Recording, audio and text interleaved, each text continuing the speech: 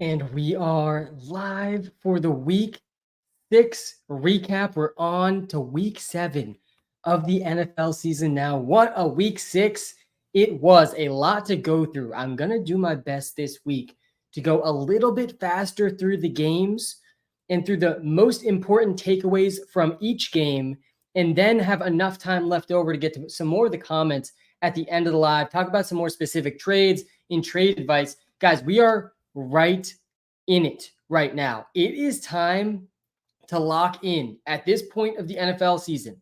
It's very easy to get a little bit bogged down. We're almost 2 months in. There's a lot of injuries going on, a lot of busts happening every single week.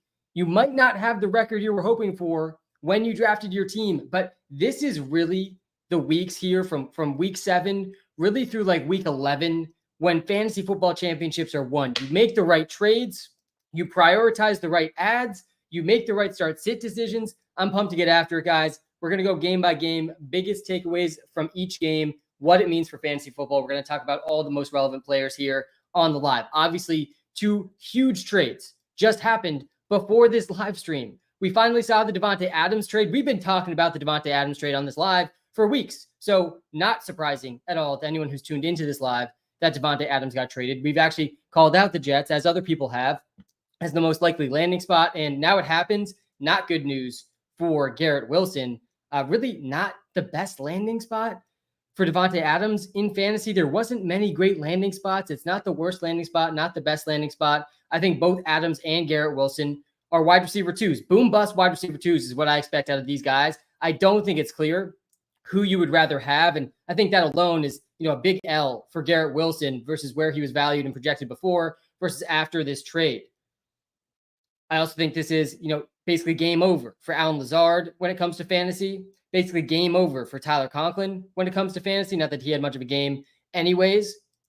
Arrows pointing up for Aaron Rodgers. Don't think this affects Breece Hall really at all, who hopefully you didn't panic on like we talked about last week. And then Amari Cooper to the Bills. Definitely great for Josh Allen. Good for Amari Cooper too. Amari Cooper's been top 5 in air yards, but bottom 5 in catchable target rate.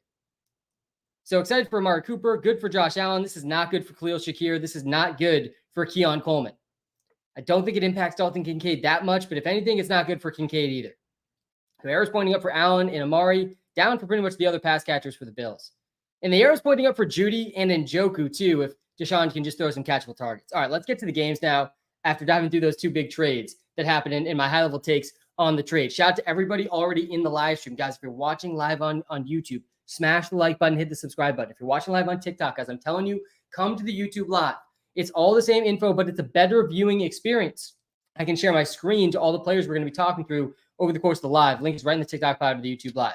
All right, let's start with the 49ers Seahawks game. We were on this one. 49ers won. I talked about that Thursday night. Hit that. We also missed on the prop, the Ayuk prop. Ayuk ends up having a down game. Debo has a big game. Debo really only had 1 catch.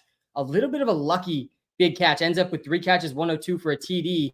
And not much to write home about here. George Kittle, though, guys, he remains tight end 1 in fantasy. 17 points per game for Kittle. He is the clear tight end 1 in fantasy so far this season. George Kittle has the second most receptions, the 3rd most yards, and by far the most touchdowns, averaging 1 touchdown per game.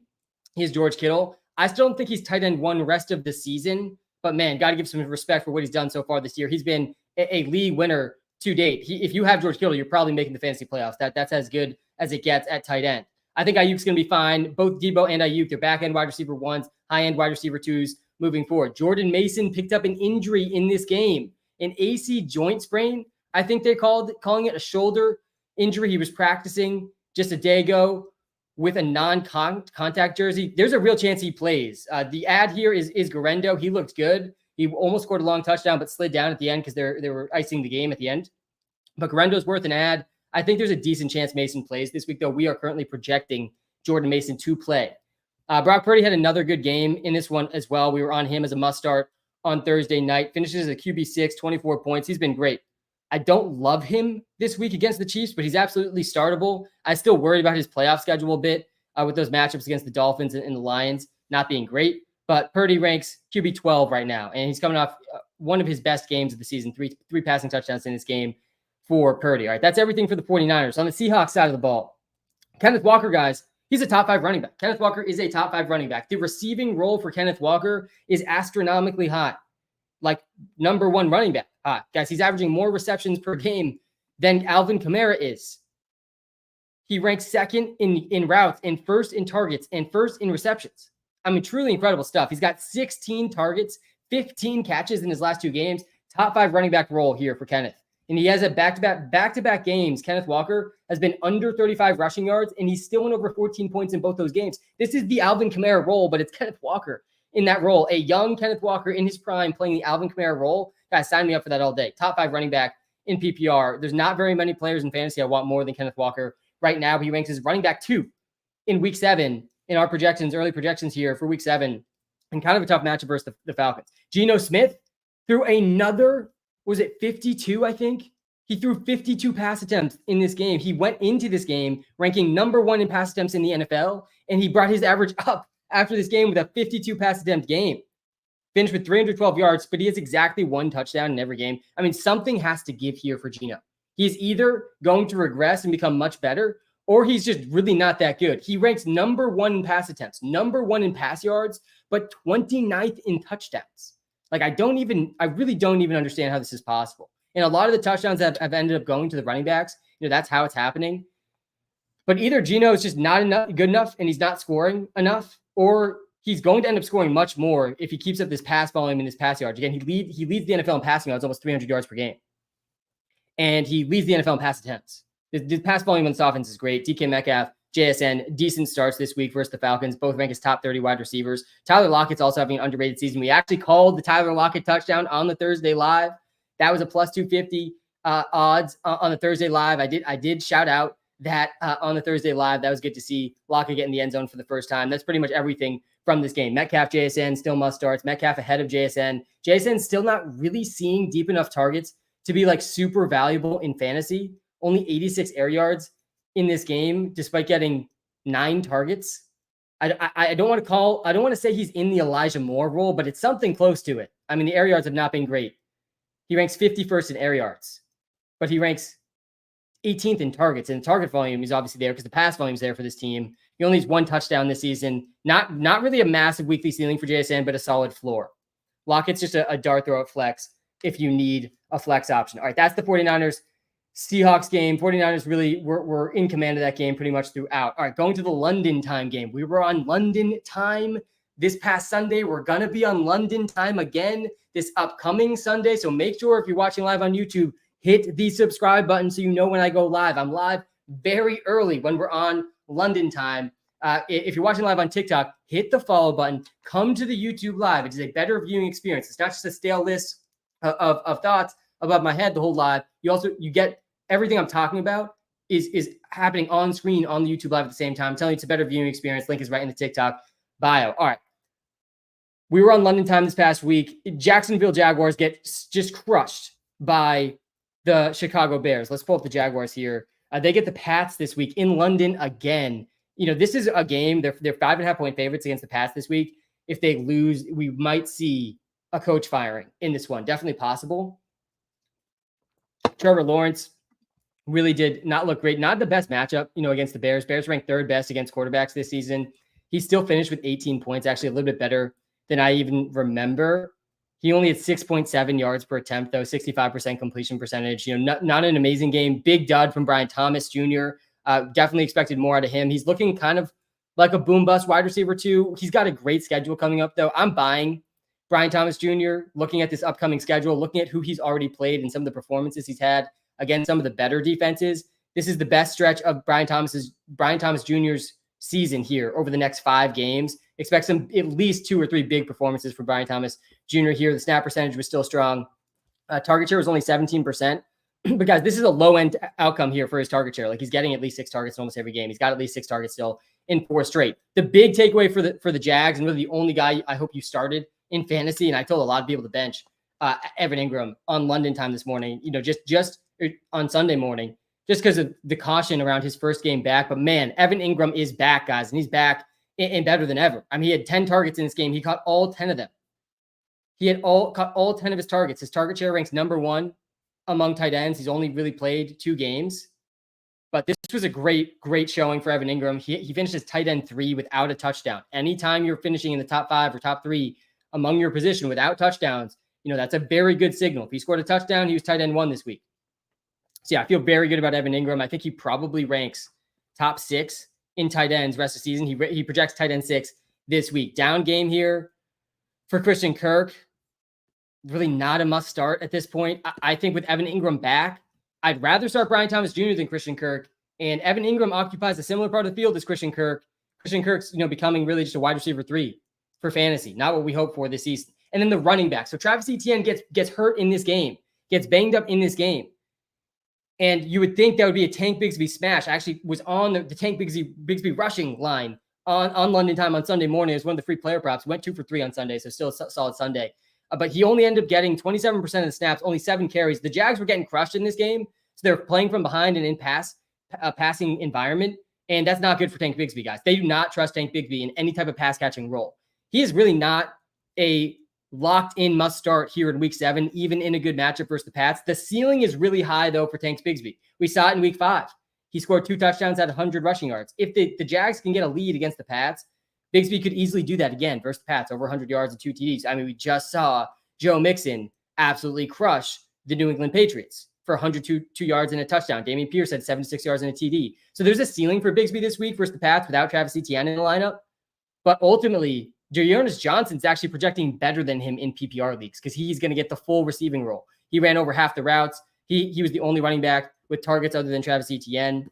He only had 2 targets in this game, but he's going to be the running back getting the targets. Bigsby should get the bulk of the carries, the better touchdown potential. It's close between these 2 guys in PPR, though. I think there's a case to go Dearness Johnson there. All right. I do think Bigsby needs to be added. Dearness Johnson, though, in PPR leagues, like a sneaky ad this week, a very sneaky ad this week in PPR is Dearness Johnson, who actually played better than Bigsby in this game, and he's clearly the preferred receiving back. All right, on to the next game.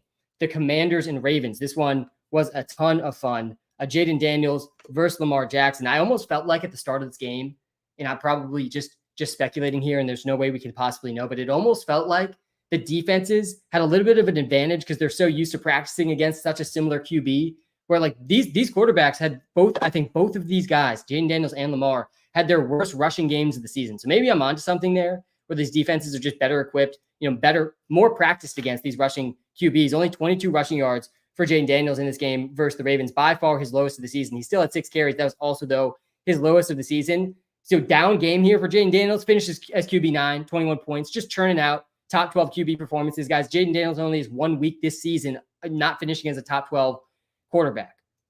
League-winning quarterback here. And you got to feel good about having Jaden Daniels on your team. Not the easiest schedule. Rest of the season doesn't matter, really, I don't think, for Jaden Daniels.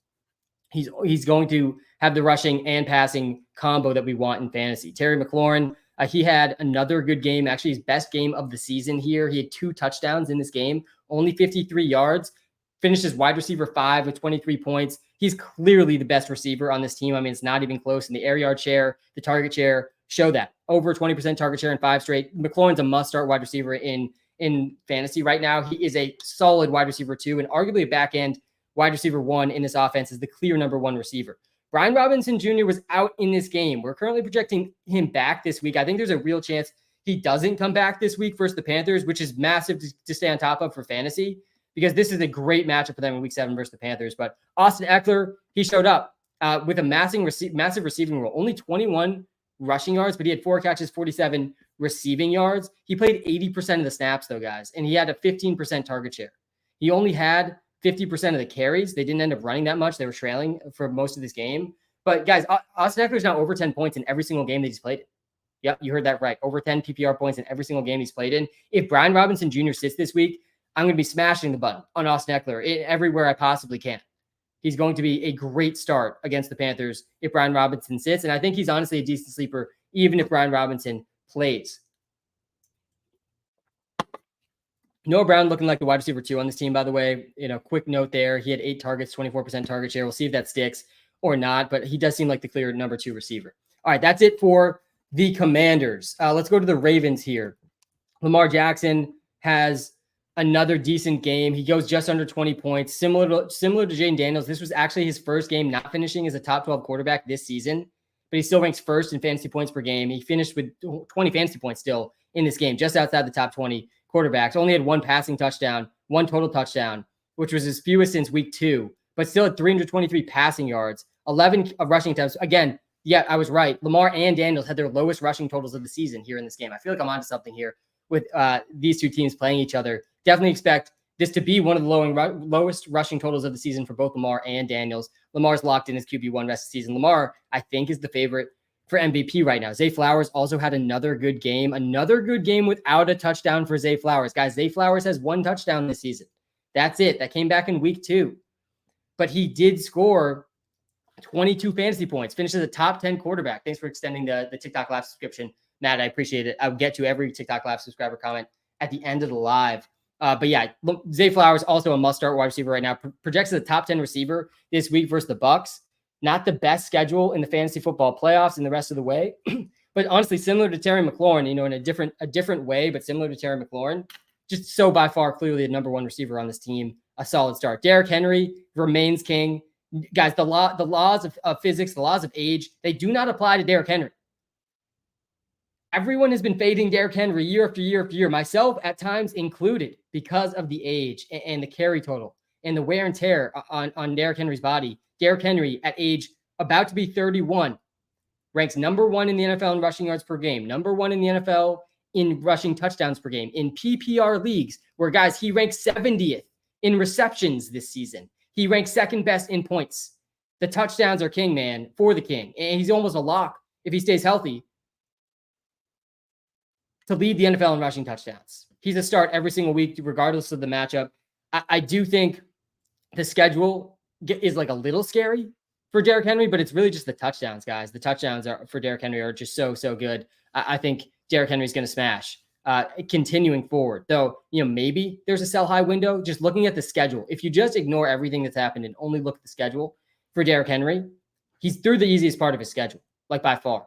This is clearly the harder part of his schedule heading up in the back 2/3 of the season. So maybe a sell high in PPR, depending on what you can get. Obviously, it depends on what you can get. You can sell him, extremely high right now. You're selling him as a top 3 running back in fantasy, which he's been. He ranks as a top 12 running back again this week versus the Bucs, despite having absolutely no receiving role. Isaiah Likely still projecting a bit ahead of Mark Andrews. Mark Andrews had the better game in this one. Likely 2 catches, 27 yards. He ran 15 routes, but played 67% of snaps. Compared to Mark Andrews, he had his best game of the season, finished as tight end 6. He only had 3 catches, but he had a couple big ones and a touchdown. His snap percentage was lower, though, and his routes were lower than Likely again. I still think Likely is a better start than Andrews. Andrews, absolute headache, but this was his best game of the season. He shouldn't really be on waivers, I don't think, at this point. Bateman, he was a decent sleeper, didn't smash, but 11 points. Not bad for Bateman. I think it's also notable here. We can go to the Falcons. We're going to be at the Falcons a bit later on, but Kyle Pitts and Mark Andrews, I'm thinking about, similarly right now. Garrett Wilson, I do not think, guys, he's a top 15 wide receiver rest of the season. I don't know how you could rationalize a situation where this is good for Garrett Wilson. The way you would have to rationalize it, we got Garrett Wilson down at wide receiver 28 rest of the season right now in the Walter Picks app. Brian Thomas Jr. is ahead of him. Terry McLaurin's ahead of him. Brandon Ayuk's ahead of him. Stephon Diggs is ahead of him. And maybe that's a little bit too pessimistic, but top 15 guys, just absolutely not. Absolutely not. His target share is going down. The part of the whole reason Garrett Wilson has been good for fantasy, guys, is his consistent target share. He's been near the top of the league in target share, really since he's entered the league, as he's 3rd in targets this season. He's not getting 10 plus targets every game when Davante Adams is also on the team. And if there's a real chance Davante Adams is better than Garrett Wilson rest of season, there's a very real chance that happens. If Adams ends up getting significantly more targets than Garrett Wilson in enough games, he could outperform Garrett Wilson in fantasy. And if that happens, is Davante Adams also a top 15 receiver? Are these guys both top 15 receivers?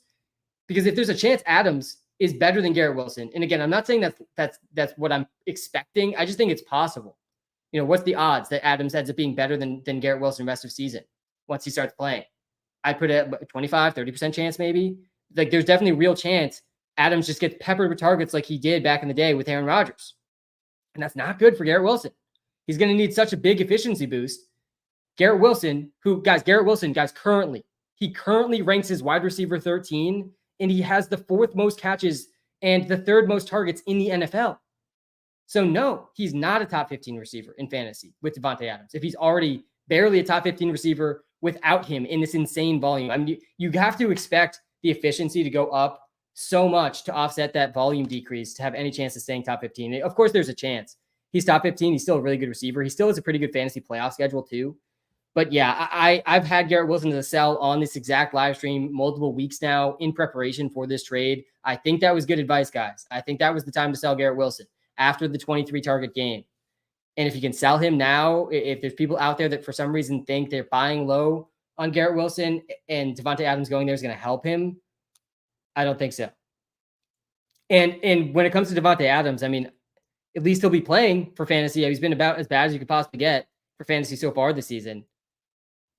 I guess not as bad as you can get since he hasn't been playing, so you haven't had to start him. He had one good game back in week 2. I think he's going to be usable for fantasy, but playing alongside Garrett Wilson also doesn't seem like the best outcome for Davante Adams. So we'll see. We'll see on Davante Adams. I'm not buying Davante Adams right now, though. I'm really not. All right. Got some angry Garrett Wilson people in the TikTok live. Let's get back to the game by game here. I'll get to the Jets game here at the end too. All right, the Cardinals-Packers game. Let's run through this one pretty quickly here. Again, I'm going to try to go quick through the games and all my biggest takeaways from the games so we can get to some of the comments. I will get to a bunch of comments on this live stream. If you're just joining the YouTube live, guys, we just talked about Garrett Wilson, Davante Adams. Smash the like button, hit the subscribe button. We're going to get back to the Adams trade, the Maye trade. We're on to, I think, the 3rd or 4th game here, breaking down from week 6. Cardinals-Packers. Kyler Murray is either a top 10 quarterback or just abysmal. I mean, it's one or the other every single week here with Kyler. We've now seen 2 top 5 performances from Kyler and 4 performances ranking outside the top 12 quarterbacks. Not the consistency I expected from Kyler Murray. This honestly looks a lot like the Geno Smith game logs. He's got almost exactly 1 passing touchdown in every single game. He had 214 passing yards and 1 pass touchdown this game, only 14 rushing yards. His second worst fantasy game of the season. Here in a game where they were trailing the entire game, Marvin Harrison Jr. gets knocked out early, which didn't help him. But it is definitely time to panic on Kyler Murray. Guys, look at the upcoming schedule for Kyler Murray. You really can't be relying on Kyler Murray in fantasy right now. And I think generally speaking, right now in fantasy football, like trade away all the quarterbacks. I think trade away every quarterback. If you can get value for the quarterbacks and then just go to the waiver wire, you can piece together on the waiver wire this season, like very reliably piece together a pretty solid quarterback season. He gets the 4 top defenses versus quarterbacks. The defense is allowing the fewest points per game to quarterbacks. The best 4 defenses against quarterbacks this season. That's his next 4 opponents. The Chargers, the Dolphins, the Bears, and the Jets. I mean, rough stretch here for Kyler. He'll probably have one or two decent games in here and a couple other duds. Really tough to trust in fantasy right now. He only ranks as QB 14 this week. Trey McBride, though, he arguably has the best tight end role in the NFL. I actually don't think it's really even much of a debate. Maybe you can make a case for Brock Bowers or for Evan Ingram, small sample size there for Ingram. But Trey McBride now ranks top 2 in targets, target share, air yard share. He doesn't have a game with less than 6 targets.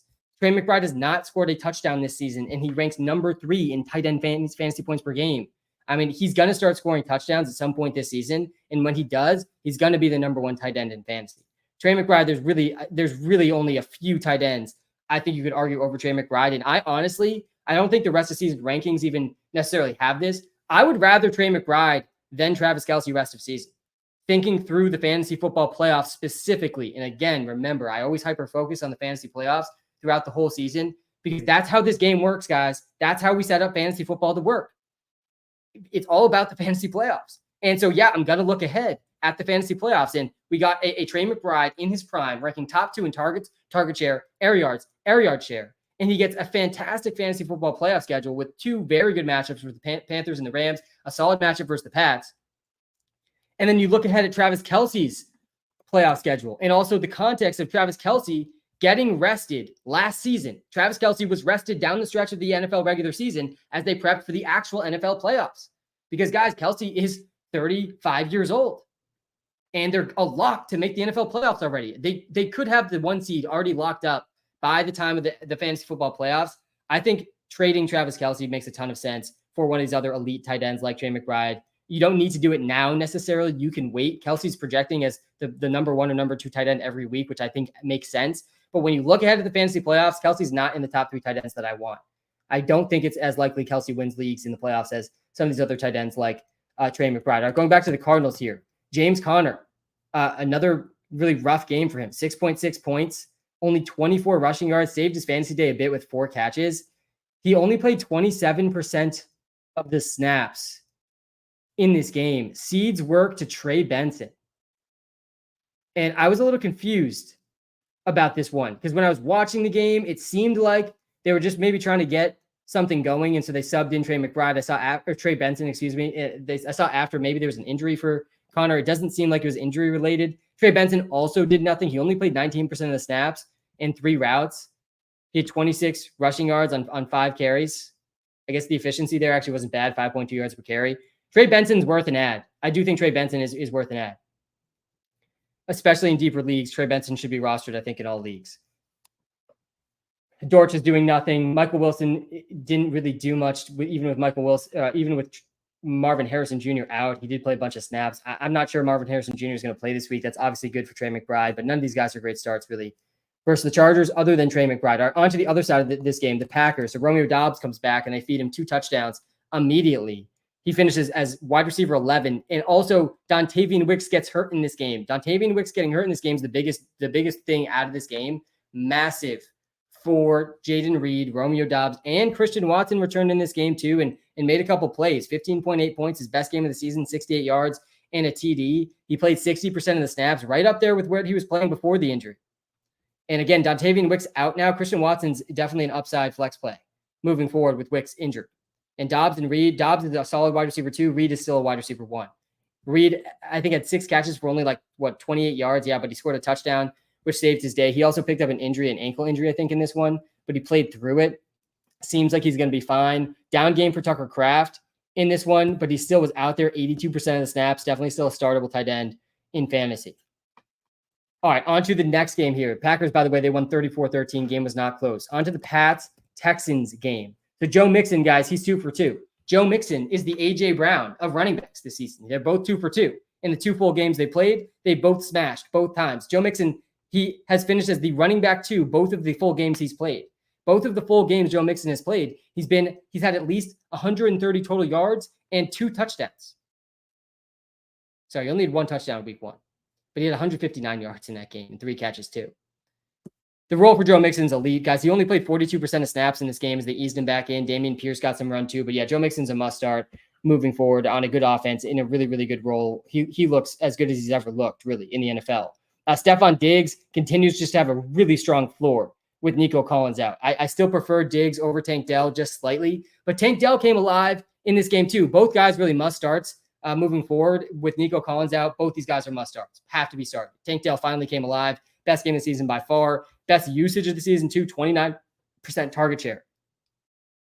We're about to get to Drake Maye here. Dalton Schultz, by the way, slightly increased role for Schultz with Nico out. He still doesn't have a touchdown this season, but his role has been pretty consistent. He actually had a season high, 25% target share, 8 targets in this one. Definitely startable over the next couple of weeks without Nico Collins as well. Let's go to the Patriots side of the ball. So the Texans, they blow the lid off the Pats. Not that surprising.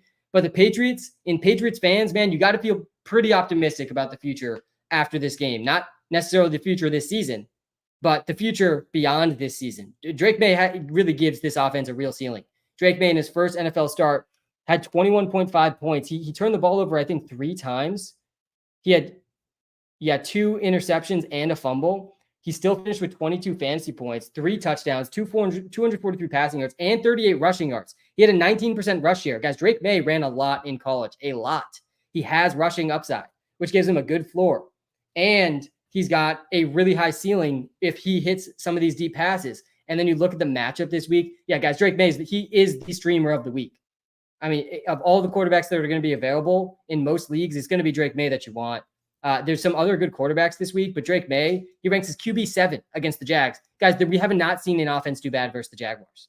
They have the worst defense in the NFL.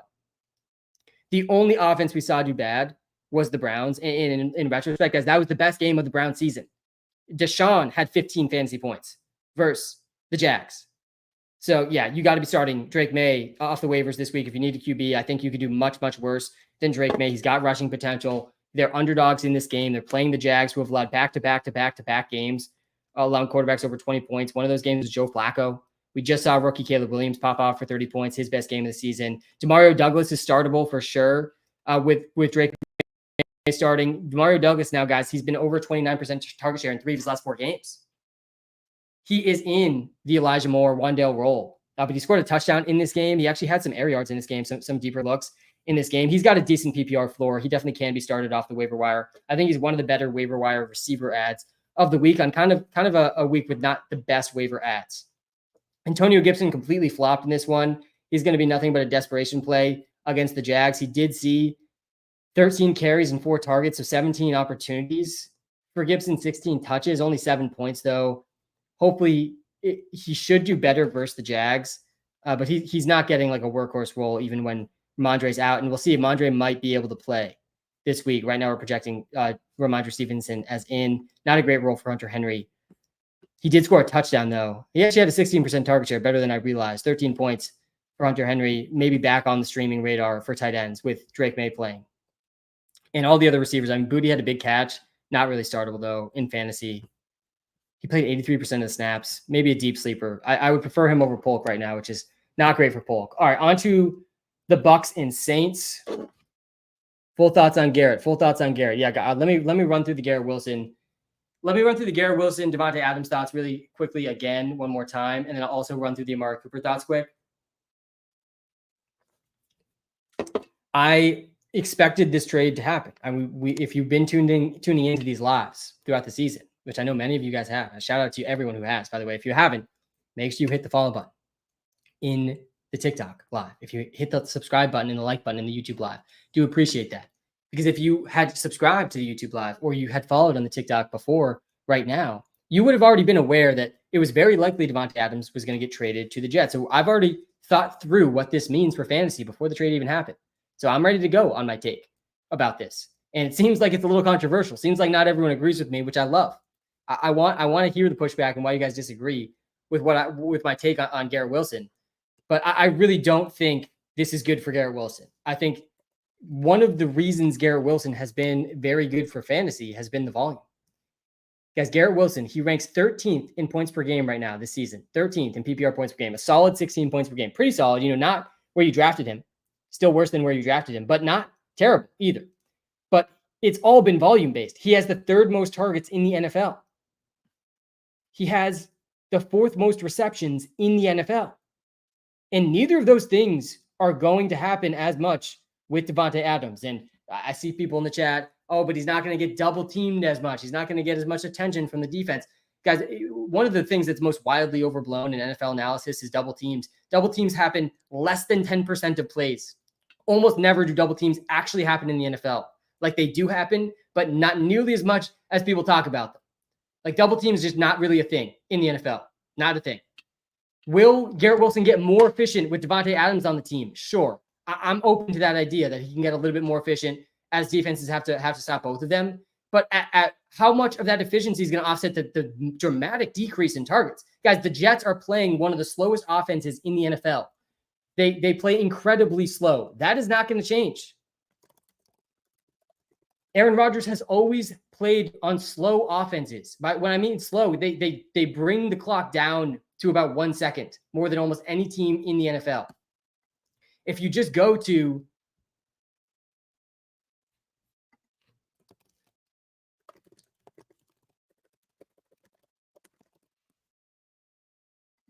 the team pass attempts per game,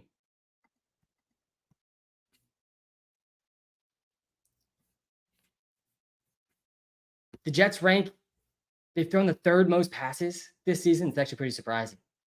They've thrown the 3rd most passes per game, 37 per game. Only Seahawks and Cowboys ahead of them. Definitely not the style that I expected, or I think that they want to run, and they have been trailing in more games than I've realized. But there's just no chance that Garrett Wilson continues this type of volume. Just absolutely no chance. So if he's going to become more efficient, I mean, is he going to become more efficient in the touchdown category? Because that's the other thing too. He scored 3 touchdowns this season.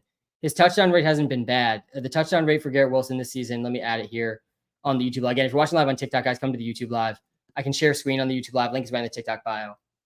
He's got a 7.3% touchdown rate. That's like not bad at all, really. Ranks as wide receiver 69, but it's actually not that bad. Pretty average. Like Adams is likely going to be the guy scoring more touchdowns than Garrett Wilson. I think there is a decent chance, I don't think it's likely, but a decent chance, maybe 25, 35% chance that Devontae Adams is just straight up better than Garrett Wilson in fantasy than Garrett Wilson for the rest of the season.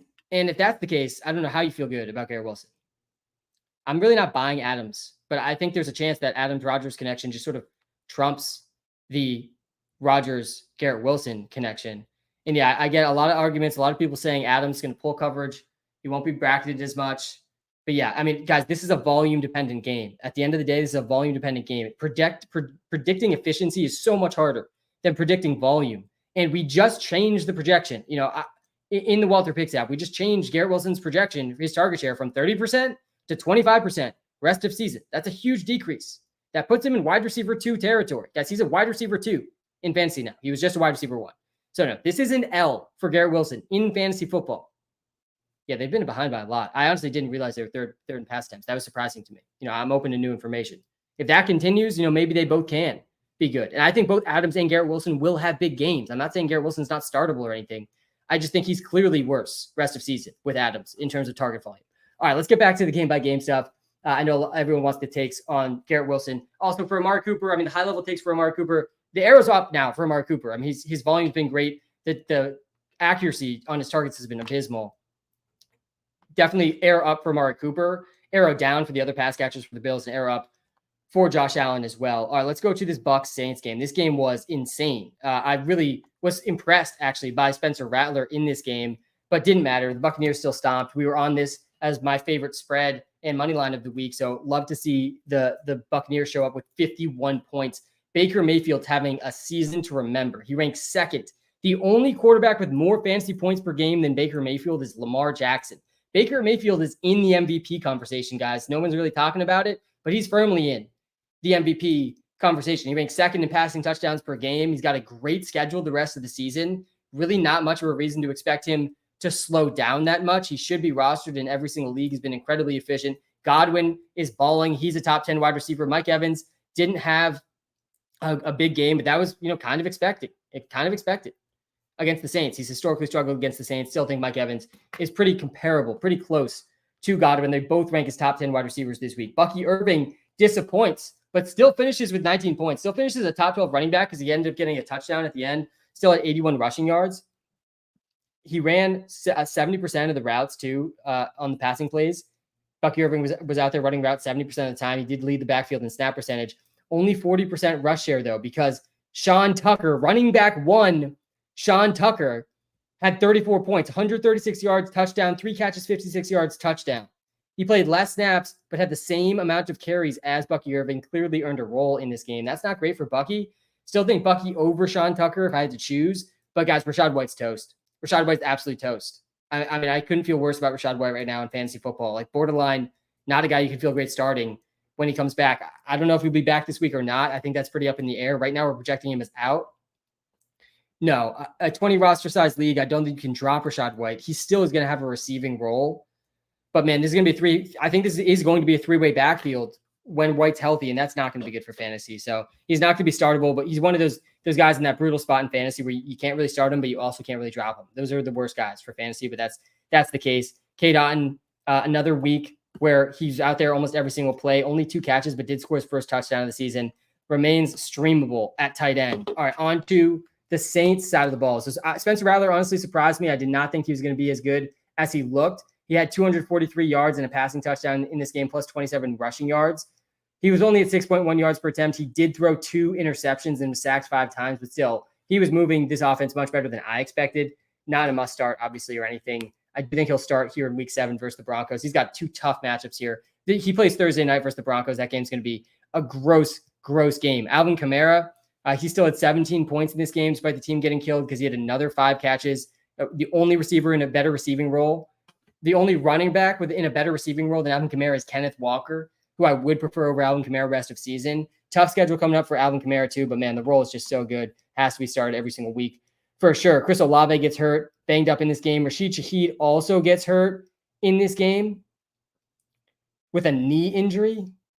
Didn't practice Monday. Neither of these guys practiced Monday. Honestly, don't think Shaheed or Olave end up playing on Thursday night. It's going to be Bub Means, Cedric Wilson, Mason Tipton for the Saints on Thursday night. Kamara's going to get a huge receiving role in this game. Taysom Hill and Kendre Miller are probably going to be active as well. All right, on to the next game here. Saquon for Terry and Chuba. No, I think I prefer the Saquon side of that one. We got a Saquon revenge game versus the Giants this week. Very excited for that. All right, Eagles versus the Browns. Every single Browns game is just gross. It's just every week a gross game. Deshaun, let's start with the Browns. So Deshaun, first of all, they just lost their best receiver. They just traded their best receiver.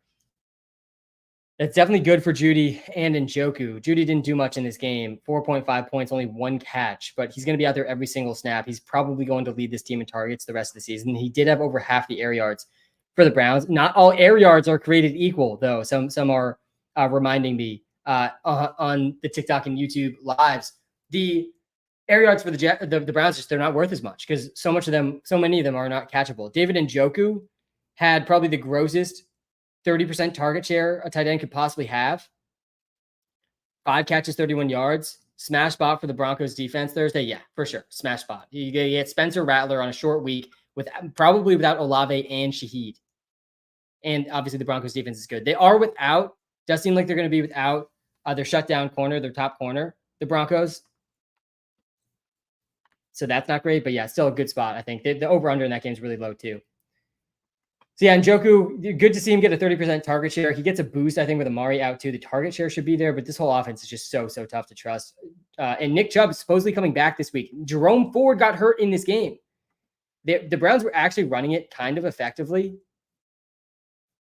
Only 3.1 yards per carry for Foreman. I actually thought it was better than that. I think Ford was maybe better than that. Pierre Strong maybe was a bit better than that too. Yeah, 5.4 yards per carry for Pierre Strong. Nick Chubb is not a guy you can start in his first game back. It does seem like he's going to be back this week. I've really been out on Nick Chubb for fantasy purposes for this season. I'm going to be surprised if he gets like this huge workload. I kind of want him to do better than I'm expecting because I'm rooting for him after the injury last season, but certainly not a must start, but excited to see him back. And it definitely, more notable that he's coming back with Jerome Ford now injured. Jerome Ford hamstring, he's week to week. Not great for Jerome Ford. All right, we talked about the Brown side. The Eagle side of this game, A.J. Brown, I mentioned that Joe Mixon is the A.J. Brown of running backs. A.J. Brown is the Joe Mixon of receivers. He's only played 2 full games. He's over 22 points in both those games, got over 115 yards and a touchdown in both of those games.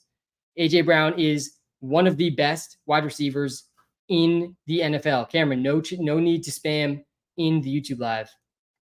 We're not on the start sits yet either. We're on the waivers and the trades on this live stream. We got time to grind out the start sits Thursday and Sunday lives. We will talk about some of the analysis for week 7 though, of course. But yeah, great schedule rest of the way for A.J. Brown. He's a top 5 option rest of the season. He ranks as wide receiver 7 this week. Saquon, down game for Saquon in this one. Only 7 points, worst game of the season. Really struggled to get going against a decent Browns defense. Only 2.6 yards per carry was rough. He did stumble on a couple plays that could have been big ones. He's going to smash, I think, in this revenge game, though, versus the Giants. Definitely a must start. Devontae Smith, a bit of a down game for him, but he scored a touchdown. Only 3 catches, his lowest total of the season, but 15 points still with the touchdown. Still ranks as a solid wide receiver 2 for fantasy. Grant Calcaterra is a sleeper at tight end if you're really desperate. He looked good in this game. Showed some explosiveness, showed some speed. He played 92% of the snaps. Grant Calcaterra did. Dallas Goedert got hurt early in this game, and Calcaterra just took that role immediately. 17% target share, finished with 11 points, finishes tight end 12 without a touchdown. He is streamable this week for sure versus the Giants. All right, on to the next game here. Eagles squeaked this one out 20-16. I was honestly surprised. The Eagles only favored by 3.5 this week versus the Giants. Pretty crazy to wrap your head around that spread. All right, Colts versus the Titans. This was an ugly game as well. Really breaking news again for like the 5th time this season in the Sunday morning live. Shout out to everyone who's helping us break the news on these live streams every Sunday morning. Joe Flacco, a surprise start in this game and leads the team to the win. Sounds like Anthony Richardson is going to end up starting this week. He is the starter when healthy. I think he's probably going to be fully healthy this week. We will see. Hard to say that for sure after what happened this past week. Jonathan Taylor also, he hasn't practiced yet since the ankle injury. I think he's got a good chance to be back this week since they didn't put him on IR, but it's possible it's another week. Josh Downs is going to smash every single time Joe Flacco plays. Josh Downs, we've been talking about him for multiple weeks now. I mean, the target share is just so consistent. Over 25% target share, 4 straight games for Josh Downs. He's definitely going to take a hit when A-Rich comes back. These guys have a tough fantasy playoff schedule too. Like, I don't think selling Downs, selling Pittman is the worst move. They played the Broncos in week 15 and the Titans in week 16. They just did well versus the Titans, but the Titans have been a tough matchup for receivers this season. Pittman ended up saving his day with a touchdown, but he only had 3 catches, 35 yards in this game and a touchdown, 12.5 points. Almost a complete bust this week in a tough matchup. Told a lot of people to bench him. Felt good about that. Adonai Mitchell's just completely phased out. Trey Sermon also, he was the trap of the week. Even with Flacco playing, I told a ton of people to bench Trey Sermon. That was definitely a dub this week for sure. He only had 2.9 points, 29 yards. Guys, he averaged 1.6 yards per carry. Trey Sermon's not good. He really has never been good. He just happened to have 6 catches and a touchdown in week 5 versus a terrible Jags defense. He's not startable, borderline droppable. On the Titan side of the ball, I mean, Tony Pollard's the only guy you want on this offense. Tony Pollard ranks as a top 5 running back this week versus the Bills. He's got a rushing touchdown in 3 of his 5 games now, over 17 fantasy points in 3 of his 5 games, at least 15 in 4 of his 5. He's at 15.2 fantasy points per game this season. The rush share at 61%, 17 carries in this one, played a season high 74% of the snaps. Tajay Spears got hurt in this game, which is massive for Pollard this week. That's why he's ranking as a top 5 running back in our projections. No Tajay Spears likely this week. He's week to week. I think it was a soft tissue injury. Yeah, hamstring injury for Tajay Spears. Not great, but massive, for Tony Pollard. We were right about DeAndre Hopkins being a sleeper last week. DeAndre Hopkins, guys, he's worth an ad if he's available still in your leagues. He's back to full strength now for the first time. He came out of the bye, 70% snap share, by far his highest of the season. He saw another week over a 20% target share. It was actually his 3rd straight game over a 20% target share. Only had 9 points. Will Levis really struggled in this game. We'll see if Will Levis keeps starting. I mean, in a good matchup, Will Levis really struggled in this one versus the Colts. 3.5 yards per attempt for Levis with a 60% completion percentage. I mean, just brutal. Ridley also, he had a donut in this one. He had 0.9 points, actually, I think, on a rushing play. He had 9 rushing yards. He had 8 targets, a 30% target share, 0 catches. And most of these targets were not catchable. Still think Ridley is like a bit underrated just given the role he has, but neither of these receivers are great starts this week versus the Bills. All right, on to the next game here. We're almost through all the games. Our Chargers-Broncos, we're going to run through this game really quickly. So Dobbins, he's in a great role. He must start this week versus the Cardinals. Also, Kamani Vidal is one of the highest upside handcuffs in the NFL. He looked great in his first action. He looked like a mini J.K. Dobbins, like a mini rookie J.K. Dobbins. That's what he looked like. And so if Dobbins goes down, there's a chance Kamani Vidal is a top 12 running back in fantasy. He's in the Braylon Allen tier of handcuffs. Ladd McConkey, also decent target share. I think in this game, 25% target share. Ladd McConkey is the receiver you want in this team. His schedule gets easier the rest of the season. Definitely intrigued about the upside for Ladd McConkey. Think he's an interesting stash in trade 4. That's it for the Chargers. Let's go to and they won this game versus the Broncos. The Broncos offense really struggled in this one. Bo Nix ends with still 21 fantasy points because he had 2 passing touchdowns and 61 rushing yards, but only 6.5 yards per attempt, 57% completion percentage. He did his completion line, which was great. Sutton continues to just not really have a true ceiling. He scored in this game, still barely cracked 15 points. It was a good game. The target share has been there for Sutton. Just the upside's just not there for Sutton. I still think Sutton's a sell if you can sell him. Javonte Williams, the role was good for him in this game. The production was bad, 4 points in this game. He had 3 catches. He had a season-high 67% snap share, and he had an 18% target share, only a 33% rush share there. They just kind of abandoned the run in this game. I think he's startable versus the Saints. He's going to be a back-end running back 2 versus the Saints. Estime, I do think, will continue to work more into the offense, though. This was Estime's first game back since week 1. He only had 2 carries, only played 2 snaps. He got a carry on both his snaps. I think that we'll see that rise over the course of the season. Vele, also a deep name here, deep sleeper. He's played in 2 games. Vele is the A.J. Brown and Joe Mixon of sleepers here. He's 2 for 2 in terms of being a sleeper. The 2 games he's played, he's been over 11 points. Devon Vele, the rookie for the Denver Broncos, who is playing 61% of snaps and seeing over an 18% target share in both games. we're going to be watching him on Thursday night versus the Saints. All right, let's go to the Steelers-Raiders game. Sounds like the Steelers plan on starting Russell Wilson this week. I will believe that when I see it. Pretty surprising. We are projecting Russell Wilson in right now. Najee Harris finally has a ceiling game. Finally. 20 points for Najee Harris. Finally scores a touchdown, 106 yards. That was the end of his good stretch, though. Now he gets some tough matchups. I think Najee's going to be what he was, the first 5 games of the season, still moving forward, about around 10 points locked in every single week. George Pickens, back to his normal role this week, still only 8 points, but he played a little bit more snap-wise. He had 35% target share. Intrigued to see what Russ means for George Pickens, but he's really not a must-start for the Jets secondary. Y'all been saying add Blake Corum since week 1. What has he got you? Yes, I mean, you just got to be aware of what Blake Corum is. He's the same thing that Kamani Vidal is. He's just a handcuff stash. We're stashing league winners because we understand that all that matters is the fantasy playoffs. And so if Kyron Williams misses time at the right time of the season, Blake Corum can win leagues. There's not that many guys on the waiver wires that can actually win leagues. That's why you want to, if you have space on your bench, stash guys like Kamani Vidal, stash guys like Blake Corum, because in an instant, all of a sudden, these guys can legitimately win leagues. And there's just not that many guys on the waiver wire that can truly do it. What does toast mean? It means they're done. They're toast. They're done. Rashad White is done. I mean, he's in the worst possible situation for fantasy where he's too good to drop, but he's not good enough to start. And he's going to be in a 3-way backfield because of how good Sean Tucker played this week for the Bucs. Jaylen Warren was back in this game, didn't really get much run, didn't play well. He had 1.2 yards per carry on 6 carries. Jaylen Warren, he had 3 targets, caught all 3 of them for only 11 yards. It's tough to get excited about Jaylen Warren now. He probably belongs on the waiver wire. That's it for the Steelers. Oh, Pat Freiermuth also, I mean, all of this could change with Russ, but he had a down game, still played almost every single snap.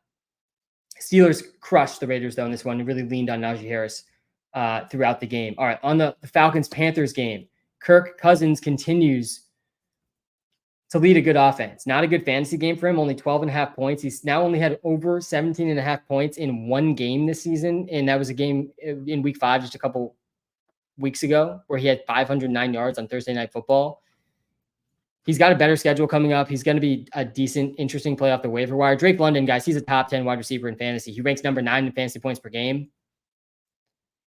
He's got 4 touchdowns this season. He ranks 7th in receptions. He ranks top 12 in targets, 13th in target share, 27% target share this season. He's now over a 33% target share in 3 of his last 4 games, over at least 9 targets in 4 straight. I mean, Drake London is balling, man. The volume's there. This is a super consolidated offense, and they have a great fantasy football playoff schedule too. Feeling very good about having Drake London on my fantasy teams. Darnell Mooney, he busted this week, only 6.8 points, but the role is still there. I'm really not panicked on Darnell Mooney. I think he's still a decent start moving forward on this consolidated offense. Bijan Robinson bounced back. We called Bijan and Brees bounce back games in this week. I don't think that was that crazy in retrospect. I'm not out here victory lapping Bijan and Brees in week 6 here. But I mean, both these guys were in smash spots this week. Both bounced back big time. Bijan finishes running back 3, 95 yards, 2 TDs, had 3 catches, and had a season low snap percentage in this game. He's dealing with a couple of different injuries. He had a season low snap percentage, season low rush share, only a 13% target share, running back 3, because he's playing the Panthers, and he's going to be extremely efficient versus the Panthers. He had 6.3 yards per carry in this game. Tyler Algier also played decent in this game, 20 points, 105 yards and a touchdown. These guys were both top 12 running backs. He actually had a similar snap share, a similar rush share to Bijan in this game. A little bit worse of a target role, receiving role, but both these guys were startable this past week. But yeah, Bijan's certainly the running back that you want. Kyle Pitts also had another good game. Dare I say Kyle Pitts is on the mend here. Back-to-back games with at least 70 yards for Kyle Pitts. Back-to-back games with at least 10 fantasy points for Kyle Pitts. Still only had 3 catches. Only played 64% of snaps. That was a season low. This game was a blowout, though, so that's not too notable. 17% target share. Kyle Pitts still doesn't have a game over 20% target share. But yeah, Kyle Pitts should be rostered. Pacheco should be rostered. He should be rostered, especially if you have an IR slot. I do think Pacheco will come back. There's a chance he doesn't come back, but it seems likely he will come back. I'm not in on Nick Chubb in fantasy. I've talked about Nick Chubb a decent amount over the past couple of months from before the season up till right now, my stance really hasn't changed. I'm rooting for Nick Chubb, but guys, Nick Chubb has never been in a workhorse role. Like that's not what Nick Chubb's thing was. Nick Chubb's whole thing for fantasy, really his whole career, it's definitely the last few seasons, has been incredible efficiency. Let's pull up the Nick Chubb game logs here really quick, just to refresh our memory about what Nick Chubb was. Nick Chubb thrived on efficiency. He was one of the most efficient running backs in the NFL for many years now. In 2022, he had 5 yards a carry. He had the third most carries in the NFL, though. Sorry, the third most yards and the third most carries in the NFL in 2022. The more volume than honestly I even recall. But he was still splitting. If I go to the rush shares here, yeah, he only had a 57% rush share, which actually was pretty high in the NFL that season. But he was splitting a lot of the rushing work with Kareem Hunt. He wasn't getting a huge receiving role with Kareem Hunt. And then in 2021, similar thing, really high up there in rush yards, but his rush share only 55%. Like he's not getting over 60% of the carries. He's getting still a lot of total carries, but he's also incredibly efficient on them in this season, 5.5 yards per carry. Like he's going to have to be really efficient. It's hard to expect Nick Chubb to be very efficient on this horrible Browns offense that's not gotten anything going this season. Their offensive line is in complete shambles. And Nick Chubb's not going to be in a workhorse role, and he's coming off the injury. Will he have that same efficiency? I just don't think that's a lock. So I'm a little out on Nick Chubb, but I'm excited to see him come back for sure. On the Panthers side of the ball in this Falcons game, Panthers lose 38-20 in this game, but Andy Dalton continues to put forth a decent offensive performance. Deontay Johnson had a good game in this one, finished with 20 points, top 12 wide receiver this week, 6 catches, 78 yards, had another week over 20% target share, over 35% of the air yards, scored a touchdown in this one. And then Chuba Hubbard is honestly one of the steals of the season for fantasy football. Chuba Hubbard is the 5th most catches in the NFL at running back, and he's got the 8th most rushing yards per game. His rush share ranks 7th, and his target total ranks 7th. I mean, the role for Chuba Hubbard has been so good. Over 15 points now for 4 straight games. Good spot this week versus the Commanders. Ranks as a top 10 running back this week. Sounds like the week we see Jonathan Brooks come back is week 9 or week 10. I've been saying it all season. I want Jonathan Brooks on my teams, but I'm not planning for Jonathan Brooks to start in my fantasy team until the fantasy playoffs. That's what I'm hoping for if I have Jonathan Brooks, so that he can come in and win in the fantasy playoffs. Xavier Legette had a good, decent return, 11 points. He scored a touchdown, 3 catches, 23 yards, back to a 77% snap percentage. Clearly the wide receiver 2 on this team, definitely a sleeper moving forward. Jatavion Sanders, his target total is rising week over week. He almost had 10 points in this game, 5 catches, 49 yards, hit a 19% target share. This is a higher target share than we've seen for Kyle Pitts all season from Jatavion Sanders here, 7 targets. Still don't really want to rush to start Jatavion Sanders, but the role is definitely notable. Over 70% of the snaps in back-to-back games, at least a 15% target share for Jatavion Sanders back-to-back games. Definitely worth watching at the tight end spot. Tommy Tremble did get hurt, so we'll see what happens when Tremble comes back. I don't know if he'll be back next week. He took a big hit. He actually got fined for the hit that he took, which is kind of crazy. All right, 3 games left. Then we'll get to some of the comments. Lions-Cowboys game. I mean, this was the most disappointing game for me of the week with the Cowboys. They got blown out 47-9. Let's start with the Cowboys here, because I mean, this was such a they're on bias. Let's go to the rest of season rankings here and look at the Cowboys. So Dak Prescott, I think Dak Prescott is a hold and a buy still in fantasy. A lot of leagues, I think he's probably going to get dropped this week. He only has 1 game over 20 points. Dak Prescott has 1 game over 20 points this season, and he's on bye. So he's probably going to get dropped in a bunch of leagues. Maybe not, because the Dak Prescott name is enough to hold on to. I think you should hold on to Dak. I do not think you should drop him. And if he gets dropped, I think he's worth an ad, because he is one of the better rest of season schedules of quarterbacks. We've seen the Cowboys being willing to let him throw the ball a lot, multiple games, over 40 pass attempts. In the fantasy football playoffs, he gets the Panthers, Bucks, and Eagles. He gets the Commanders down the stretch as well. He gets the Bengals right before the fantasy playoffs also. Still think there's an upside here for Dak. Tough to hold on to 2 QBs during the bye week in some leagues, so I don't think you need to, but I want to. I want to hold on to Dak if I can, but this was a horrible game from this offense. He only had a 50% completion percentage, 5.4 yards per attempt in this game. CeeDee Lamb, he's down to wide receiver 6 rest of season. He's below Drake London rest of season right now. I'm not sure if I agree with that or not, but he had 16 points in this game still, 7 catches, 89 yards, did cash his prop for us, 30% target share. He has a really good schedule in the fantasy playoffs. I still kind of want to buy CeeDee Lamb if I can, but really bad season so far for Lamb. Only 15 points per game, ranks wide receiver 17. Tolbert also disappointed in this one. His role was fine. He actually ran the most routes on the team. They were getting blown out, though, so the whole fourth quarter was kind of a wash. Only 4 catches, 43 yards. Still think there's a ceiling here for Tolbert, and he's worth holding on to. Ferguson had a down game as well. I think his worst game of the season. Yep, 4.1 points, only 11 yards for Fergo in this game. He only had a 9% target share. That was his worst of the season. Floor game for Jake Ferguson. All right, let's go to and Zeke actually played a lot too. Dowdle was a flop in this game. Sounds like Dowdle still will lead the backfield moving forward, but this backfield is really not one that you can feel very good about. All right, on the Lions side of the ball, absolute smash game from the Lions. Dave Montgomery popped off as expected versus the Cowboys. 21 points, 80 yards, 2 TDs for Dave Montgomery. They just controlled this game on the ground the whole time. Jahmyr Gibbs didn't score a touchdown, still had 12 points. This was his worst fantasy game of the season, but he still had almost 100 total yards. Target share wise too, he still had an 18% target share. Gibbs is going to have big games. I'm not too worried about Jahmyr Gibbs after this game. Sam Laporta had 1 catch. Laporta had 1 catch, finished as a top 10 tight end in week 6. 1 catch, 52 yards and a touchdown. I actually think Laporta is a decent start this week versus the Vikings in a good matchup. I do think the arrow is going to point up for Sam Laporta moving forward. We have not seen the best games from Sam Laporta yet. Really, probably some of the worst games of the season so far for Sam Laporta. Jared Goff still didn't even have a huge fantasy day. I guess he finishes as QB4, so not bad. 25 points, 315 and 3 TDs. I would have thought it was even more with a 47-point total from the team, but definitely still an impressive game here from Goff. I don't think he's a must start, but a decent start in week 7 versus the Vikings. Waymo Jamo also bounced back in this game. He's now got back-to-back games over 15 points, back-to-back games with a touchdown, back-to-back games with just a big catch and a touchdown. This is what Jameson Williams is, a solid flex option. Wide receiver 20 on the season in terms of points. He only had a 14% target share, though. He's definitely a boom-bust option, Jameson Williams. All right, let's move on to the last couple of games here. We got the Bengals-Giants. This game was a bit gross.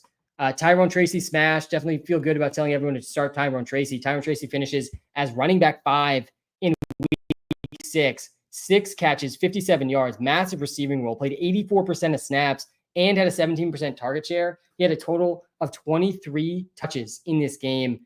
It's hard to know what the role is going to be exactly for Tracy when Singletary comes back, and he will come back at some point, but he definitely earned a bigger role when that happens, and he's a must start, I think, with Singletary out in that really near every down role. I think Malik Neighbors will be back this upcoming week. Darius Slayton's role was great. He just didn't really hit. 12 points, 6 catches, 57 yards. He could have been much bigger. 30% target share, 11 targets for Darius Slayton. I won one of my leagues by half a point thanks to Darius Slayton not doing anything more. So shout out to him for that. I only lost in one of my 8 high stakes leagues this past week. So definitely a huge week for me. Wandale continues to be in that Wandale role. Not too much of a ceiling, 10 points, but had another 30% target share in this game. Just the target share is locked in for high floor for him. I want to see Theo Johnson's role in this game too, because he had stacked a couple good games together before this, at least role wise. He had 6 points in this one. Yeah, his role is really almost every single snap. Bad target share in this game, but also an interesting rookie to keep an eye on there is Theo Johnson. Malik Neighbors is a must start once he comes back, and I think he probably will be back this week. Trade CeeDee Lamb for Garrett and Devontae Smith. I mean, that's a fair trade. It's a fair trade. I think I'd probably prefer the CeeDee Lamb side, but Devontae Smith and CeeDee Lamb really aren't like that far off. All right, let me go to the Bengals side of the ball. T. Higgins continues to ball. 7 catches, 77 yards, had a 30% target share again in this game. 3 straight 30% target shares for T. Higgins. I talked a lot about him last week, so I won't go too in-depth on him, but he's a must-start right now in fantasy. He's been in a better role, guys, than Jamar Chase. He's now out-targeted Chase in back-to-back-to-back games. Crazy stuff. I mean, I still think Chase over Higgins the rest of the season, but they're pretty close. Sneakily close. Chase Brown, he was a good start, which was good to see. Scored a touchdown, 53 yards and 2 catches, 14 points, finished as a top 20 running back, played 62% of snaps. He is ahead of Zach Moss now. Definitely notable, him being ahead of Zach Moss. Joe Burrow's continuing to have a pretty decent season. This was a down game, didn't score a passing touchdown, but did run for a touchdown, finished still with 20 points and a top 12 quarterback performance. Rough schedule for Burrow rest of season, but it's definitely still startable, I think, in most fantasy leagues in most weeks. All right, Bills versus Jets. This game was crazy. Jets hit a Hail Mary at the end of the half, and the way that they showed the 3 Hail Marys that Rodgers had before that Hail Mary was just just true art watching that unfold to Allen Lazard, who Allen Lazard is complete toast now in fantasy with Davante Adams on the team. I really don't think Davante Adams joining the team is good for Garrett Wilson. I get the narrative out there that it's going to open up more for Garrett Wilson, less double coverage. Double coverage is a thing that's just overblown in general in the NFL. He's going to get bracketed less. Certainly there'll be less attention on Garrett Wilson, but that's partly because Davante Adams is going to command a lot of targets, and that's not great for Garrett Wilson. Breece Hall, everyone panic on Breece Hall. I hope I convinced you not to panic. He was back to the normal Breece in this game, had a season high 113 rushing yards. He also added 5 catches for 56 yards, didn't even score a touchdown, and finished as running back 7 on the week. Absolute smash from Breece Hall in this game. 85% rush share, a season high rush share for him. He now still leads the NFL in routes. He is a top 10 running back for sure. Garrett Wilson also had a good game in this one, 25 points, finished as wide receiver 2 on the week, best week of the season. Again, I'm still kind of down on Garrett Wilson after the Davante Adams trade, not up. I think both of them will be wide receiver 2s for fantasy. Both are going to have good weeks still, but Garrett Wilson's going from a wide receiver 1 to a wide receiver 2.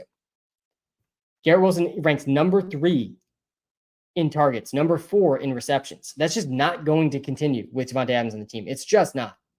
The Jets rank 3rd most in pass attempts too, which is very surprising to me. Would not have guessed that before looking it up.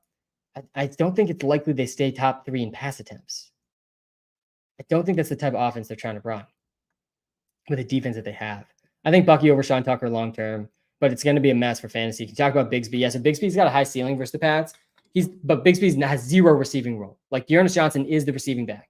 Dearness Johnson played better than Bigsby this past week when ETN went down. I still think Bigsby's ahead of Dearness Johnson in the run game. They're going to be in a committee though, but it's a good matchup versus the Pats. Definitely a good matchup versus the Pats. I think a good buy low receiver is CeeDee Lamb.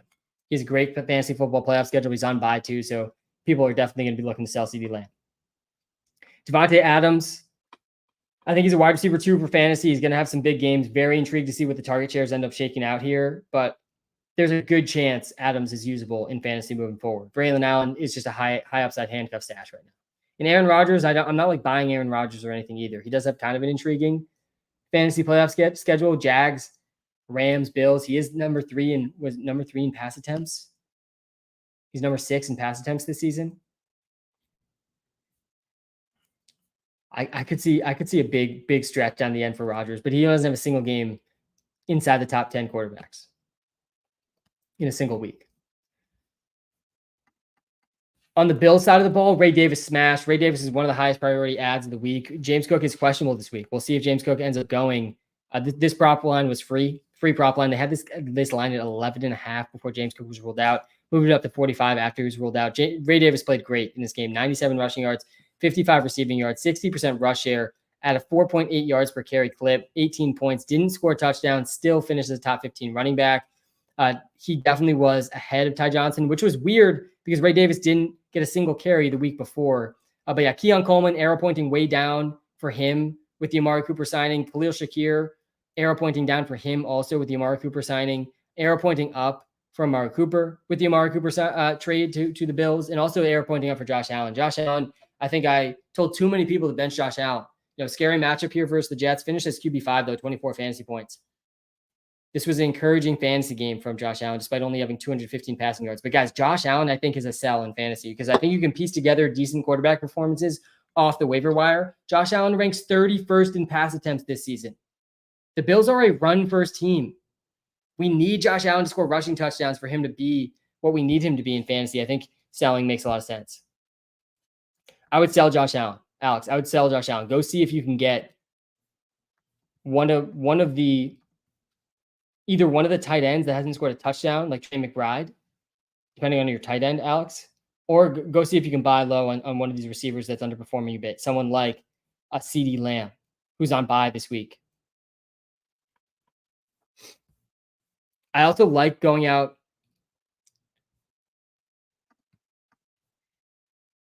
and trading for Brandon Ayuk. He gets a pretty good fantasy playoff schedule. He's got kind of a tough schedule before the playoffs.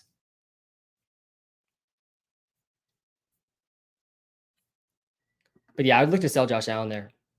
All right, that was it. That was all the games. We just went through every single game. Biggest takeaways from every single one of those games. Bigsby or JSN. That one's pretty close, man. Who did the Seahawks get this week again? The Falcons. Yeah, that one's very close. Let's actually compare these guys. Jackson Smith and Jigba versus Bigsby. PPR, it's JSN. Yep, JSN. The problem for Bigsby in PPR is he doesn't catch any passes. Yeah, Kincaid, I don't think the trade impacts Kincaid a ton. I still think he'll play a similar role, but I don't think it really helps him either. I don't think it helps Kincaid a ton either. Let's go to the rest of season rankings here. All right, let's get to some of the comments here in the back part of this live. JMO and Reed and Joe Cusack is pointing up for sure. He had a 30% target share this week.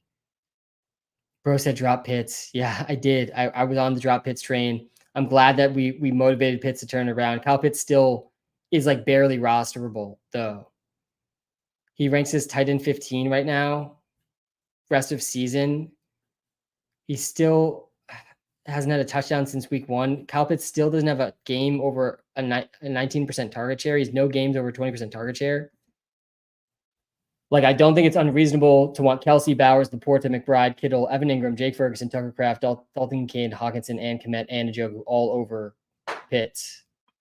So, yeah, I still think Pitts should be rostered now, and he's startable now. He moved up in the rest of season rankings a decent bit, but I don't know how you can feel great about Pitts still. Gibbs and JMO for Bijan. I don't know if I do that. It's close. Let's see here. We got Bijan at...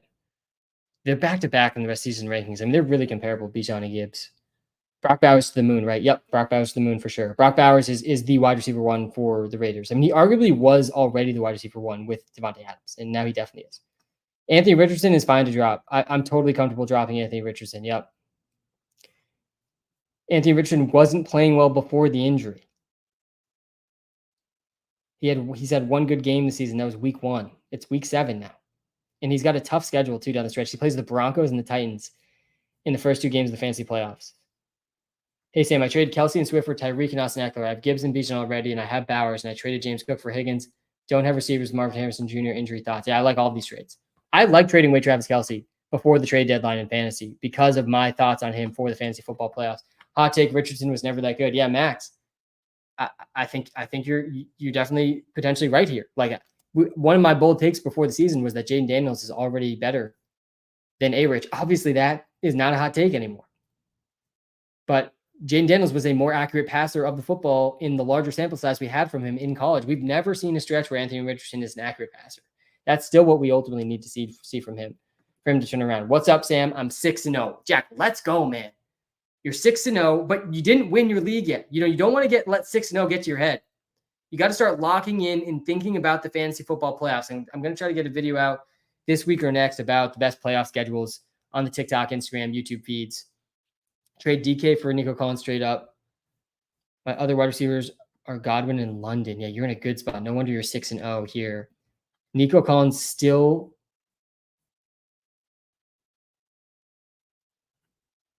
ranks as a number 13 receiver rest of season.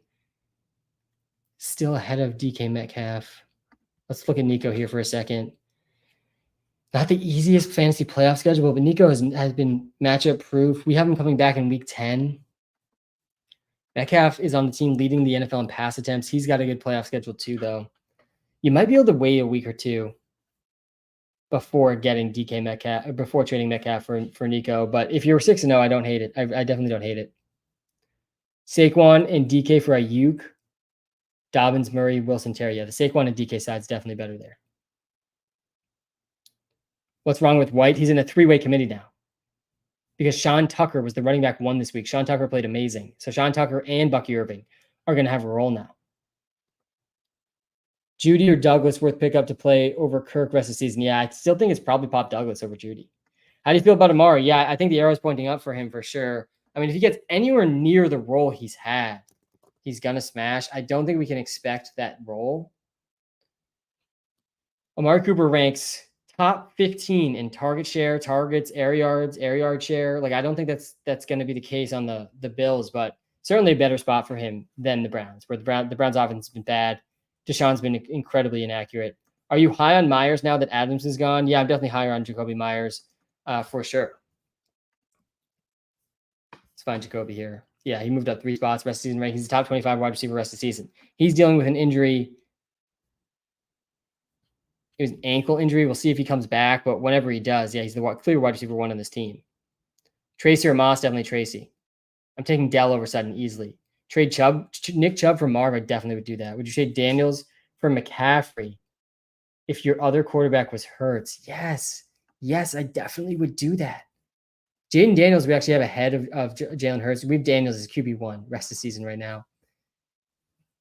Jalen Hurts, though, I think in Lamar arguably should be ahead of him. Jalen Hurts, guys, look at this schedule for Jalen Hurts rest of the season. I mean, there's a very short list of QBs you want more than Jalen Hurts on your fantasy teams right now. With A.J. Brown and Devontae Smith back, he's going to smash. He's been a top 10 quarterback now, 3 of his 5 games. He has arguably the best quarterback schedule the rest of the season.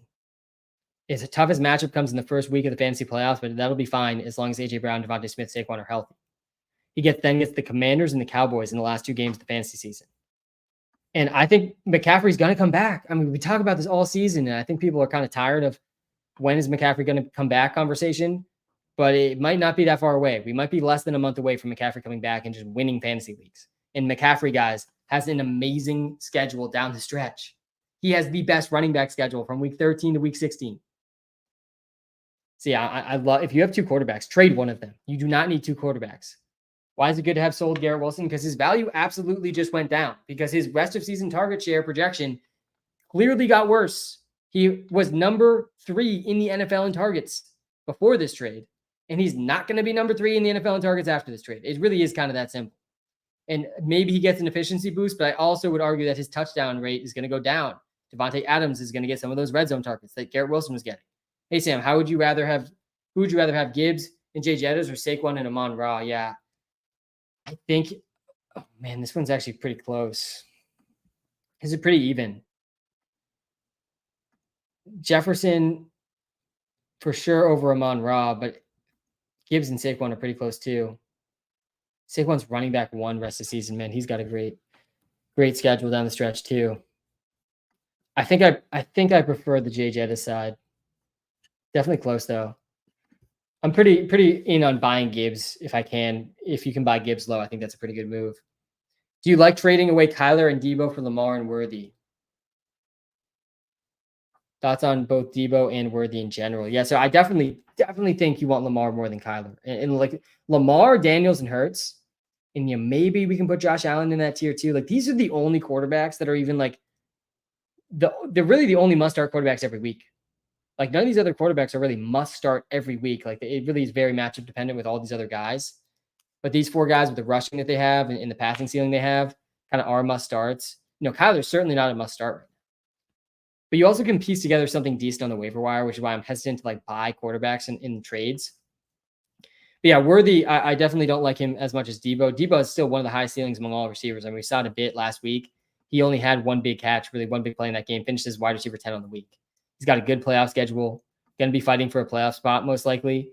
Xavier Worthy is definitely like a little bit more intriguing with Rice out, but I mean, he's just not going to see a huge role. He had a season high 6 targets last week, finished with just 12 points. He's just in a little bit of a gimmicky role, not a true receiver role for the Chiefs. So yeah, I'm fine with this. I think I'm fine with this trade as long as you aren't starting Debo and you need to start Worthy. What to do with Marv? You got to hold Marv. Marv is a hold. I mean, he maybe is a buy. Let me just pull up the playoff schedule for Marvin Harrison Jr. and the Cardinals here quick. He gets hurt in this game. Yeah, he's probably a buy. He's got a really tough stretch over the next 4 games, but he has a good fantasy playoff schedule if you can weather the storm through the tough schedule and through the injury. I mean, he picked up a concussion, so he's only going to miss 1 game tops.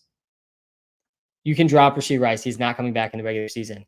What to do with Marvin and Adams? Thoughts on Kincaid? Yeah, Kincaid is definitely not helped by the Amari trade. I'm not panicking on Kincaid, but I mean, Kincaid's really like a back end tight end 1. We got him ranked tight end 9 rest of the season. Tucker Kraft is projecting ahead of Kincaid right now.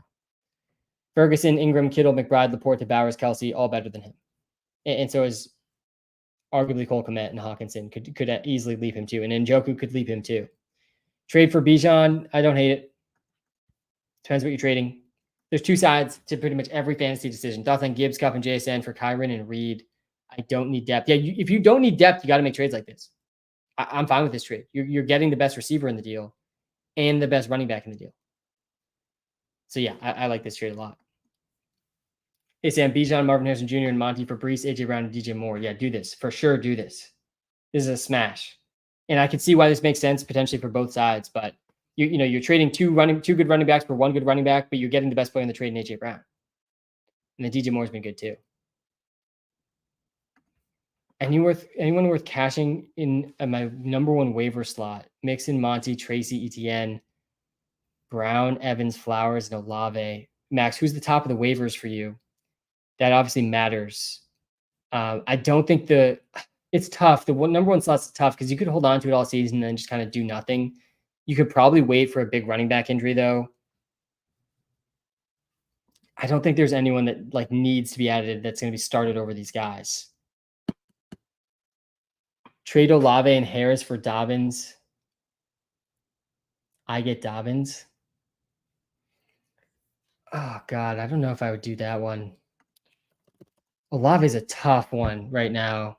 He gets hurt. He's got a concussion, so he's going to miss this upcoming game. But he's got a really good fantasy football playoff schedule. When is Derek Carr supposed to come back? Is Derek Carr even going to come back? Derek Carr injury was an oblique. Expected to miss multiple games. We got him projected back in week 9, though. I don't think I'd do this trade. I mean, you're upgrading at running back, I think, with Dobbins over Harris. So if you really need to win now, I can get it. But Olave, honestly, just looking at that playoff schedule quick, he seems like a buy to me, not a sell in fantasy. Confident with Achane rest of the season. Confident is not the word I don't think I would use. We got Achane at running back 15 rest of season right now. It sounds like he's got a good chance to play this week. He's got a pretty good schedule, but Mostert's back. I'm a little nervous about that. I still think there's a ceiling with Achane. I also still think Tua's coming back, which I think makes all of the Dolphins players buys. Is this true here? Got breaking news on the live stream right now. And we got another trade here. This is good news for Dameon Pierce. The Texans are trading running back Cam Akers to the Vikings. This is now the second time Akers has been traded to the Vikings. Was traded there from LA, now gets traded there from Houston. Wow. Not good news for Aaron Jones or Ty Chandler. This is bad news for both those guys. Breaking news on the live stream. We got tons of breaking news on live this year. Yeah, so this is big for Dameon Pierce for sure. I mean, it's really, he's an upside handcuff now. He had a big run this past game. He's back now. He's healthy. Definitely a vote of confidence in Dameon Pierce, which is great to see. Cam Akers now, like, maybe is the starting running back for the Vikings with Aaron Jones set to potentially miss some time. I think you got to hold Garrett Wilson unless there's someone in your league really into buying Garrett Wilson. If they feel like for whatever reason he's worth buying right now, I don't think this trade is good for Garrett Wilson. Yeah, this is definitely a bad sign for Aaron Jones. I think he's almost definitely going to miss this week if he's getting traded for Cam Akers. I doubt they gave a lot for Cam Akers, but yeah, definitely is odd to trade for a running back. Obviously, some familiarity there. Let's read the latest on Aaron Jones here. He was spotted on the practice field, which is definitely a good sign. This honestly might just be worse for Ty Chandler than it is for Aaron Jones. I mean, Ty Chandler's been, in my mind, one of the better backup running backs. He played really bad, I think, last week. Yeah, he had 2.1 yards per carry in his 14 carries when Aaron Jones went down. That was brutal. Maybe they just have no faith in Ty Chandler. It has more to do with that. And I don't think they want Aaron Jones to be in this like massive role. Yeah, he's only been playing around 60% of the snaps. He had an 80% snap share the week before he got hurt. But very interesting. Doesn't seem great for either Aaron Jones or Ty Chandler. At least one of those guys this is not good for. I think hold Dak because Dak's got a good rest of the season schedule. And a really good fantasy playoff schedule. Wilson for Mixon worth it? Yes, do Wilson for Mixon. Joe Mixon is an absolute buy right now. Yeah, Goomba Wale, probably good for him too. I still think Dameon Pierce is ahead of him. Let's actually just look at these guys really quick. This was Dameon Pierce's first game back. He ended the game with 76 yards and a touchdown. I think that was mostly in one carry, though. 27% snap share. He ran 10 routes, had 8 carries. 10 routes, 8 carries. Agumba Wale's definitely had a real role with Dameon Pierce out, but Agumba Wale ran less routes than Dameon Pierce and had less carries. So yeah, it's definitely Pierce over Agumba Wale for sure. Guys, if you have not checked out the Walter Picks app yet, I do not know what you're waiting for. It is the best possible app you can use to help you win your fantasy league. Transaction advice every week. Let's run through the transactions on this live really quick before we wrap up. We got rest of season rankings, start sit tool, trade analyzer. There's player prop insights in this tool, in this app. The app is free. It's in the YouTube description. It's in the TikTok bio. Use code SAM when you sign up. I do appreciate that. It does help me out. Let's go to the transactions here quick and look through some of the recommended transactions. Dontavian Wicks can be dropped. Juwan Jennings can be dropped. Braylon Allen, an interesting trade for as a high upside stash. If you can get him, he's probably on the waiver wire in some leagues too. The Broncos are a great defense this week versus the Saints on Thursday night. Tracy's definitely a high priority ad if he's available. AJ Brown, if you can trade for him, definitely try to do it. Trade away Devontae Adams potentially on this news. I don't hate this one. I still think Garrett Wilson over Adams rest of the season. I could see it going either way, but I do think there's going to be some floor games for Adams on what is typically a slow offense. Tank Dell, interesting guy to try to trade for. I think Tank Dell too, like this was really his best game of the season. He started to look healthy a bit. Kind of a tough playoff schedule for Tank, but I think Tank's going to have a massive couple games coming up. Definitely a must-start guy. Jordan Addison, I think, is getting slept on too right now in fantasy. He doesn't have the best fantasy playoff schedule, not a terrible one, but he's got a great stretch over the next month. I think we see some big Jordan Addison games over the next month. TJ Hawkinson's going to come back, so we'll see how that impacts the offense. But he had a 28% target share, but only scored 6 points in his last game. Caleb Williams is an ad. That makes a lot of sense if he's available. I think Drake Maye is an ad. Demario Douglas is an ad. Kraft is still an ad. Kraft actually, I think, rose in the tight end ranks just slightly because he was out there every snap again. Still saw a 13% target share in this game, and Wicks got hurt. Doesn't have the best schedule, but Kraft is like an every down player right now for the Packers. Definitely a decent ad. Kirk Cousins, an interesting ad with his matchup this week. I think I would probably prefer Drake Maye over Kirk Cousins this week, though, against the Jags. Bub Means, if you're in a really deep league and you need desperation play, Bub Means is going to be out there pretty much every snap for the Saints on Thursday night with Shaheed and Olave banged up. Bigsby's obviously an ad. Kamani Vidal, we talked about. Kareem Hunt is an ad. He was a really high priority ad last week.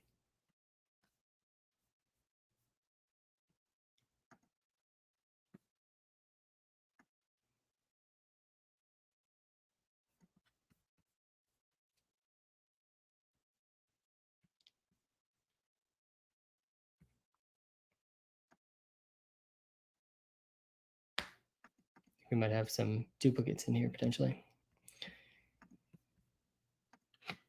I will look into that. All right, let's get to some more comments before we wrap up. Wilson and JK for Diggs and Mixon. Yes, definitely. If you get Diggs and Mixon, do this trade. Kraft or Andrews. Oh man, that one's close. I think I still lean Kraft.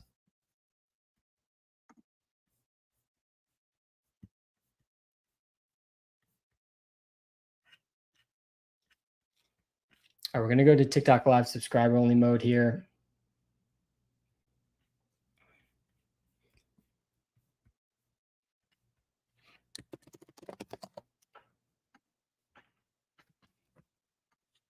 Pick two of these three QBs to have rest of season. Fields, Darnold, and definitely not Fields. Darnold, A-Rich, Jones, Geno, Caleb. Yeah, I think it's Darnold, Geno, and Caleb. I think that's the answer to this one.